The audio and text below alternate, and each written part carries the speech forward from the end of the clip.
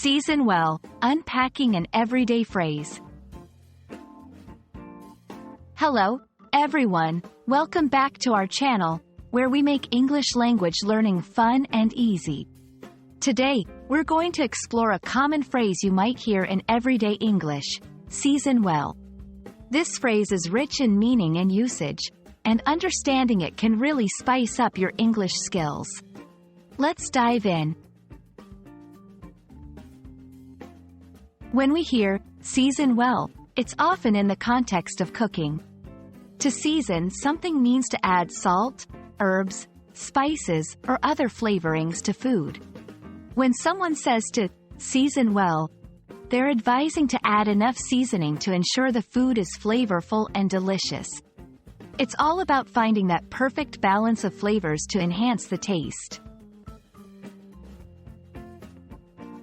Beyond the kitchen, season well can take on a more figurative meaning.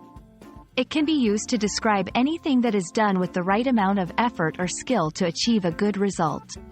For example, if someone says, "He seasons his speeches well," it means he adds just the right amount of humor, seriousness, and information to make his speeches engaging and effective. In different cultures, this phrase can have slightly varied connotations.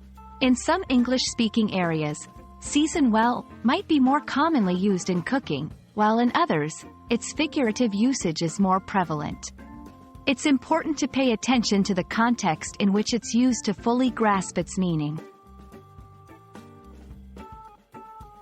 Using season well correctly in conversation can show a deep understanding of English. Here are a few tips. 1. In cooking, use it to give advice or compliment someone's cooking. E.g., remember to season the chicken well. 2. Figuratively, apply it when discussing balance in any form of work or art. E.g., the author seasons the narrative well with descriptive language.